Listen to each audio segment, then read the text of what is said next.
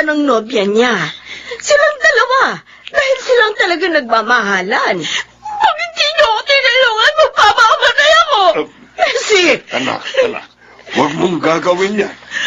Mahal na mahal ko si John, Daddy, Mommy. At hindi ko matatanggap na mawala siya sa akin. Lalo na ngayon may nangyari na sa amin.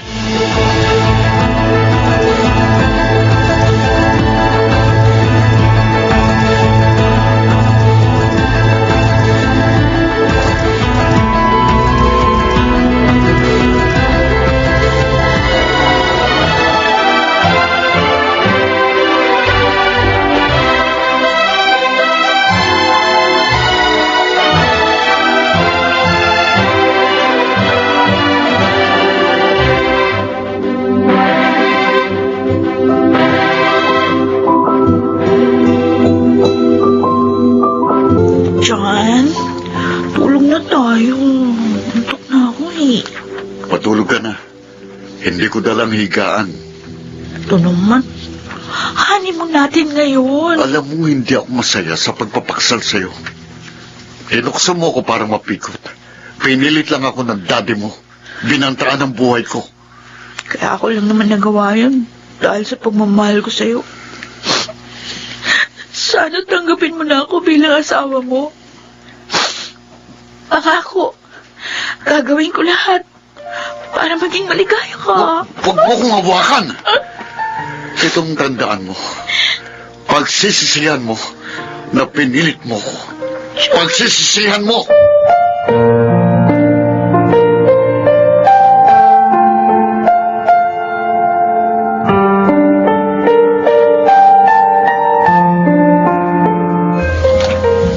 John, lasing ka na. Hmm? Tama na yan. Lagi ka na lang naglalasing eh. Hindi pa ako lasing, Arnel. Alam ko pa ang ginagawa ko. Hindi pa nawawala sa isip ko ang matinding sama ng loob ko ngayon. Ang matinding sama ng loob ko ngayon. Hindi kita masisisi. Hindi kita masisisi. Kasi nga, iniwan mo yung anak nila. Ayun. Nagtangkang magpakamatay si Eden dahil dun. Siyang talagang mahal ko, Arnel. At pinagsisisihan ko na nagpatukso ko kay Bessie. Buti na lang, nakaligtas si Eden sa kamatayan. Kung nagkataon, lalo kang masasaktan. Ang hirap ng loob ko na nararanasan ngayon.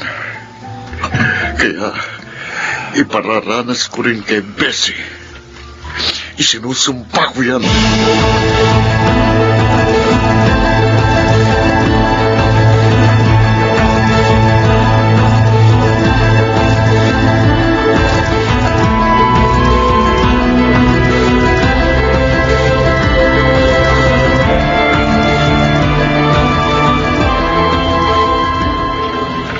What? Isasangla mo sa akin itong mga alahas mo? Oh, Sheila. Pero bakit? Wala akong pera. Kasi hindi nagbibigay si John kahit na sumusweldo siya. Yan nga bang sinasabi ko eh. Pinahihirapan ka na niya ngayon. Ayoko namang humingi ng pera kay Daddy.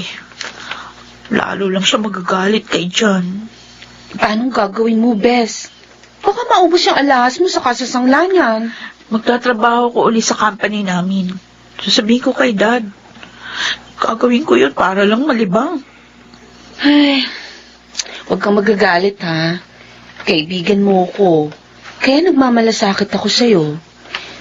Hindi mo kasi dapat pinilit ang sarili mo kay John. Tuloy mo yun, ayan. Para kang kumuha ng bato na ipinukpok mo sa iyong sariling ulo.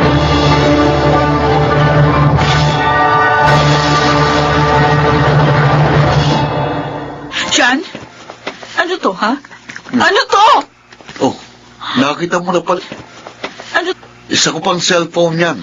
Walang hiya ka. Isa ko pang karapatan kong magkaroon ng isa pang cellphone. Akin na yan. Akin na. Alam ko na lahat. Dito kayo nag-uusap ng babae mo? Walang hiya ka talaga. Alam mo na pala eh. Ibigay mo na sa akin yan. Oh, yan. Walang hiya ka. Taksin. Bakit mo itinapon ang cellphone ko? Walang hiya ka. Aray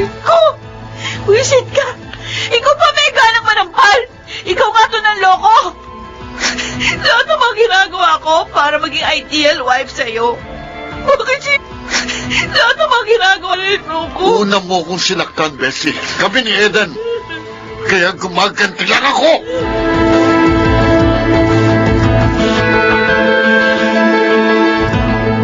Trina, bakit ka malungkot? Naiisip ko lang ang anak natin. Matagal ko na kasi siyang hindi nakikita. Lagi ko siyang nakikita sa kumpanya. Siguro kaya hindi ka na dinadalaw dahil ayaw niya na sinesermonan mo siya. Pinangangaralan ko lang naman ang ating anak para mapabuti siya. Kinokontra mo siya. Kaya sa halip na maging masaya, naiinis ang anak mo. At akala mo ba, masaya ang buhay niya kay John? Trina, Nagkakamali ka. ano ka ba? Bakit mo nasabi yan? Anong nalalaman mo?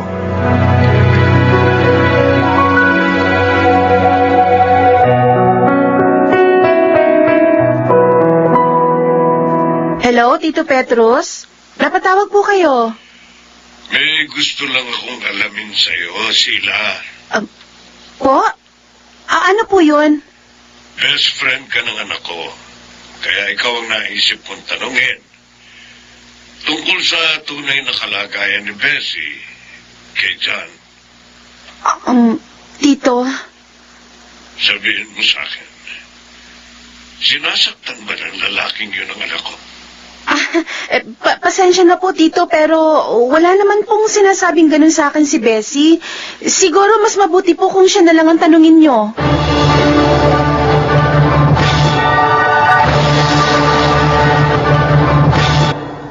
John? Ano ibig sabihin nito? Bakit may mga maleta dito sa sala? Akin ang mga yan.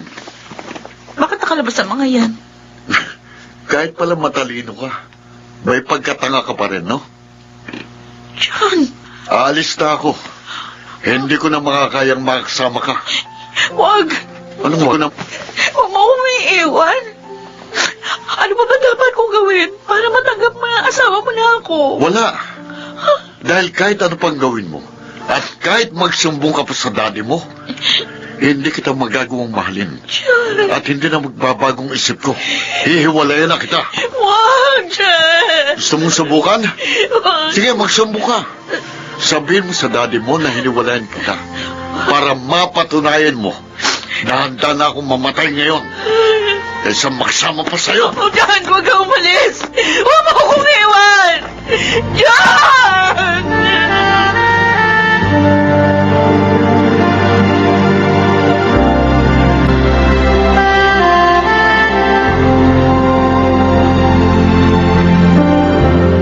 Daddy, Oh, bakit ka umiiyak, anak? Ano problema? si John, iniwan niya na ako. Ano? Sabi niya hindi na raw niya makakaya makasama pa ako. Hindi pa rin niya ako matutuwang mahalin hanggang ngayon. Ang walang yang yun. Papatayin ko siya. Papatayin ko. Ay, Daddy, bakit po? hindi ako makakaya. Daddy, ay! Oh, Daddy! Ay, tulong! Tulungan niyo ako! Nawala ng malay si Daddy! Tulong!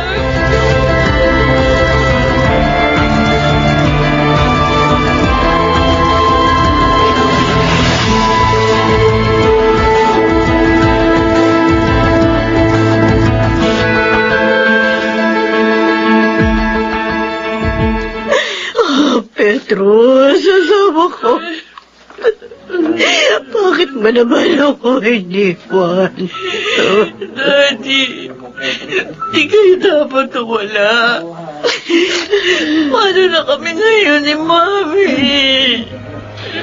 Nakikiramay po ako, Tita Trina, Bessie. Oh, Sheila, napakasakit. Alam naman ni Petrus ang sakit niya sa puso. Pero bakit hindi pa rin niya naingatan ang kanyang sarili? Pero bakit... Talaga po sigurong hanggang dito na lang ang buhay ni Tito. Sheila, kasalanan ko kaya namatay si Daddy. Kung hindi ko sinabi sa kanya na hiwalayan ako ni John, hindi siya magagalit. Hindi siya aatakin. Kasalanan ko ang lahat. Ako at ang kapusukan ko ang nagpahamak sa daddy ko. Mommy, I'm sorry. I'm sorry. I'm sorry.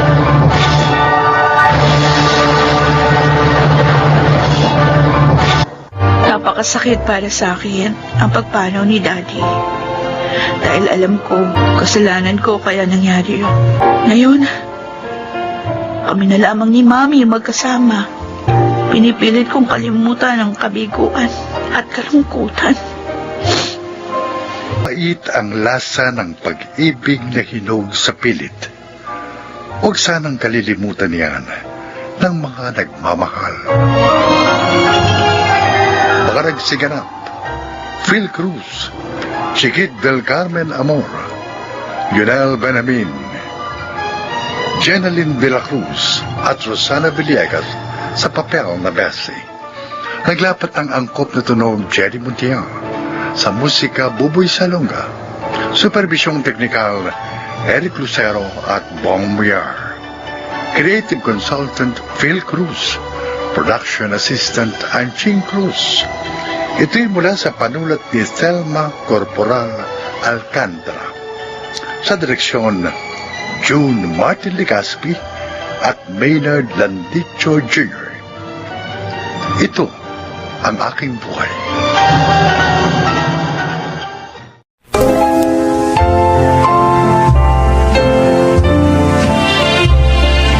Mga kaibigan, sa araw na ito, inyong maririnig ang kwento ng isang inang sinikap na magkaroon ng isang payapa at masayang tahanan para sa kanyang mga anak sa kabila ng pagkakaroon ng isang sirang pamilya. Siya ay si Selma.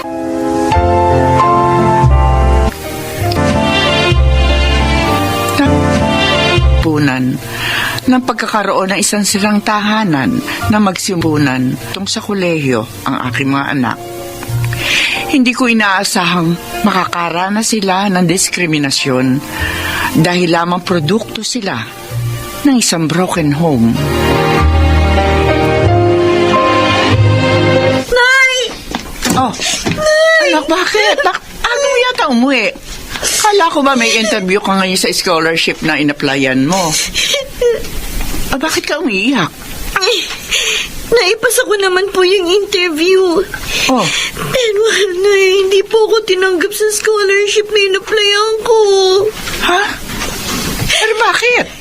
Pagkatapos po kasi ng interview, tinanong po ako kung buo raw po ba ang pamilya natin. Sabi ko po, grade 1 pa lang po ako nang iwan tayo ni Itay. Di ba sabi nyo, wag po ako magsisinungaling sa interview? Di sinabi ko naman po ang totoo. Pero bakit ganun ang nangyari, Nay? Oo naman. Hindi naman talaga dapat magsinungaling. Mas tama pa rin yung magsabi ng totoo.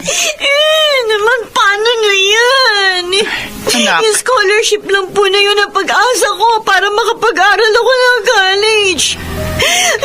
Nay, ayoko mahinto sa pagpasok sa college. Ayoko po.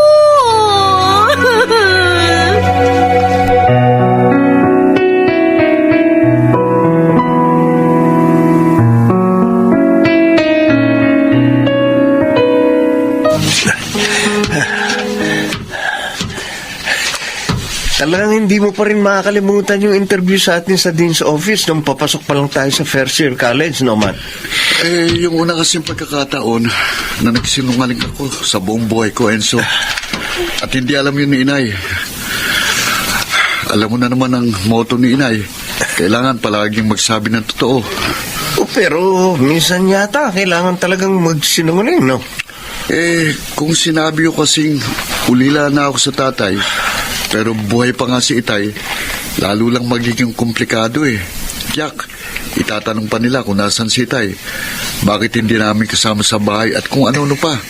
E di sinabi ko na lang, house husband si Itay at si Inay nga ang nagtatrabaho. Pero tingnan mo naitawid ka sa kolehiyo ng pagsisinungaling na yun. Minsan kasi, hinahanapan na lang tayo ng intelektual na sagot sa mga nag-i-interview sa atin.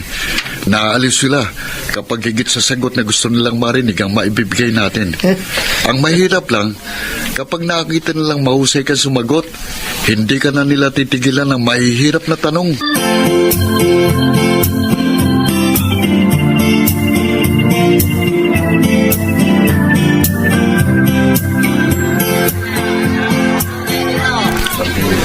Wala ako sa bunso ko nitong huli. Madalas, nagigising na lang ako sa kanyang pag-iyak. Nagigising na lang katanggap sa kanya sa inaplayan niyang scholarship para sa kanyang pagkukolehiyo. Kung malakas-lakas nga lang itong pagtitinda ng karne, nakikipagsapalaran ko na siya ipasok sa private. Sapalaran ko. Kasi may mga foundation na ganun yung patakaran. Oo nga Di ba dapat nga mas tulungan pa nila yung mga estudyanteng determinado na makapagtapos ng pag-aaral sa kabila ng pagiging galing sa isang sirang tahanan?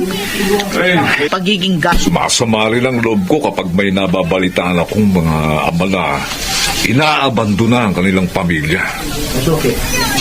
Panalang tungkulin ang pagiging isang ama.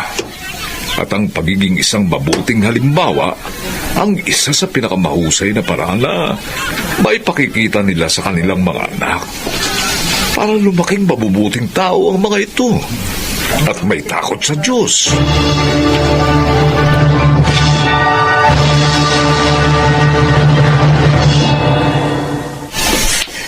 Matt! Oh, Enzo. Tingnan mo, may natanggap akong message mula kay Sandra sa Messenger. Kinukumusta tayo pareho. Si Sandra na valedictorian natin nung high school. Aba, bakit bigla daw niya tayong naalala? Siya pala ang president ng student council ng kanilang university. Mm. Ngayon, may scholarship program sila para sa mga incoming freshmen. At may natitira pang isang slot. Oh. Ang gusto raw niya, mula sa alma mater natin kumuha ng isang scholar. Bilang pagtanaw na rin daw niya ng utang na loob sa school. Teka, tamang-tama. Naghahanap talaga ng college scholarship si Leia. Magandang balita yan para sa kapatid ko. Oo nga. Saka, sa school din natin graduate ng senior high si Leia eh. Kaya sakto siya sa slot na yun. Ito nga pala ang iba pang requirements. Patingin.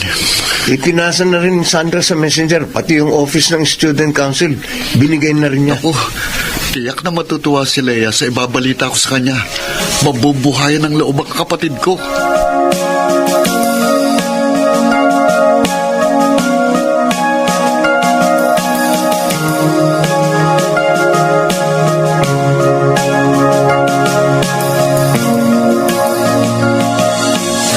Bakit naman kasi yung mga katulad ni Selma at ng mga anak niyang napagkakaitan ni Selma at ng mga yung mas nangangailangan? Ay nako, yung tampure ng buhay dito sa mundo. Maganda ang pagpapalaki ni Selma sa mga anak niya. Kaya naniniwala akong palaging may magandang puwang na nakalaan para sa kanila rito sa mundo. Kaya wag na wag silang mawawala ng pag-asa. Ituloy lang nila ang mga nasimulan nilang kabutihan. Mabuting tao si Selma Yan. at ng kanyang mga anak. Kung alam lang ng asawa ni Selma na higit pa sa ginto ang mga taong itinapon niya.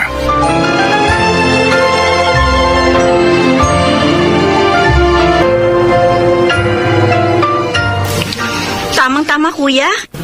May mga photocopy. Tamang-tama, kuya. Ililipat ko na lang sa bagong council ni na Ate Sandra. Oh, sige. I-message ko siya sa messenger para i-abis ang pagpunta mo ron. Naku, maraming salamat sa inyo ni Kuya Enzo, kuya, ha. Kahit paano, nagkaroon ako ng pag-asa makapag-aaral nga ako sa college. Alam mo, depressed na talaga ako. Gusto ko naman sumuko, alam mo ba? Si Sandra pa rin ang susi ng lahat ng ito, Leia.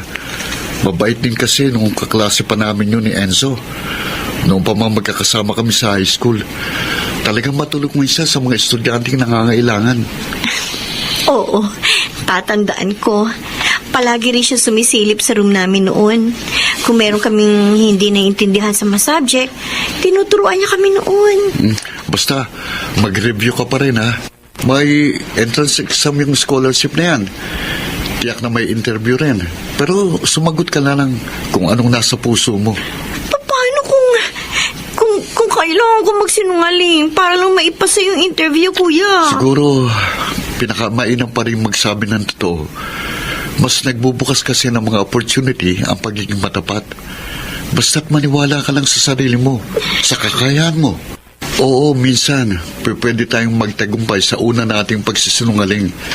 Pero hindi natin yung dapat makasanayan.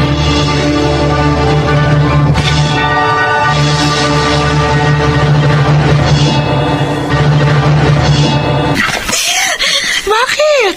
Ano ba nangyari? Bakit iyak ka ng iyak? Naku, Nay, iyak po ng kaligayahan yan. Ha? Kasi nga, nakapasa siya sa interview sa ina-applyan niyang scholarship sa university ni Sandra. Kaya sa susunod na linggo, pwede na po siyang mag-enroll sa kursong gusto niya. Totoo ba yung sinasabi ng Kuya Matt mo, Leia? Dininig po ng Diyos sa mga dasal ko. Binigyan kasagutan po niya ang aking hiling na sana makapasa po ako sa interview na yun. Hindi ba sabi ko naman sa iyo, mahal tayo ng Diyos dahil sinasagot niya ang ating mga dalangin. Lalo na sagot niya tayo ng tunay ang ating mga layunin at taos sa ating mga puso. Opo, Nay. Kaya hindi rin po ako sumuko dahil alam ko inilalapit tayo ng ating mga panalangin sa Kanya. Tama ka, Leia. Kahit nga kung minsan, hindi natin alam ang eksaktong sasabihin natin sa ating mga panalangin. Pero alam ng Diyos ang nadarama natin.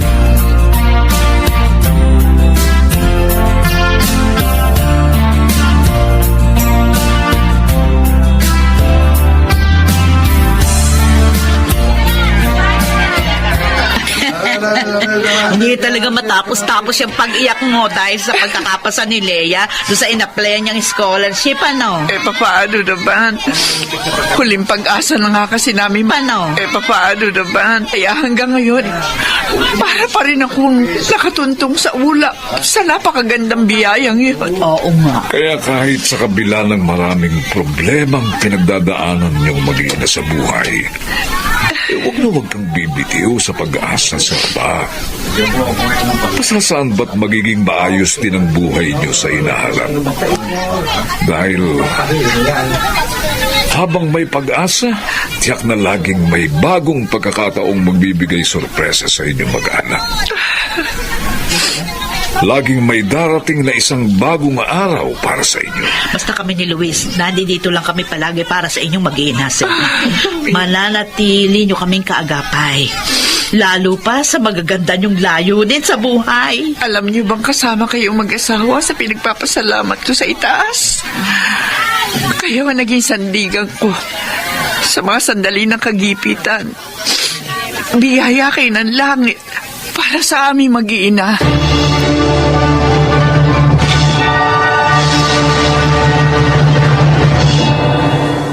Totoong maraming hamong kinakaharap sa lipunan ang isang sirang tahanan. Ngunit higit pa rin sa paghusga ng ilan, ang gabay pa rin ang nasa itaas, ang makapangyarihan.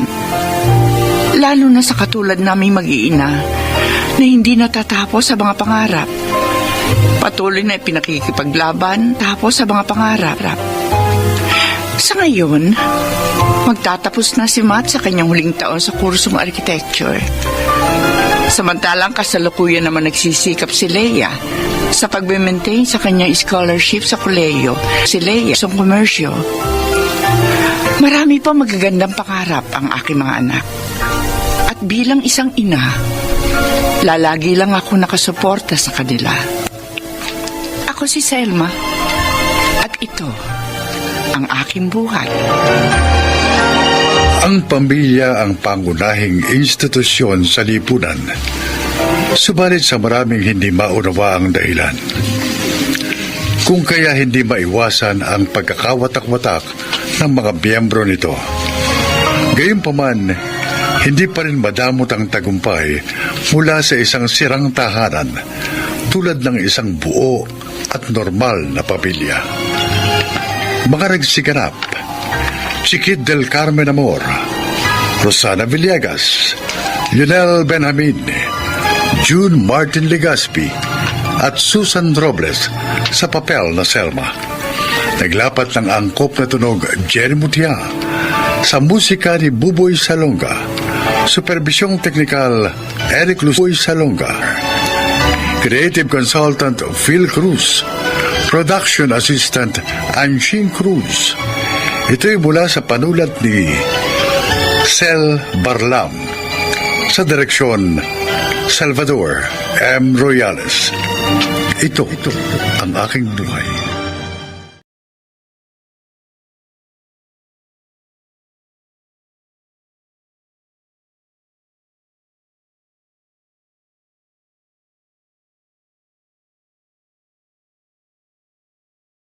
Salvador M. Royales. Ito ang aking buhay.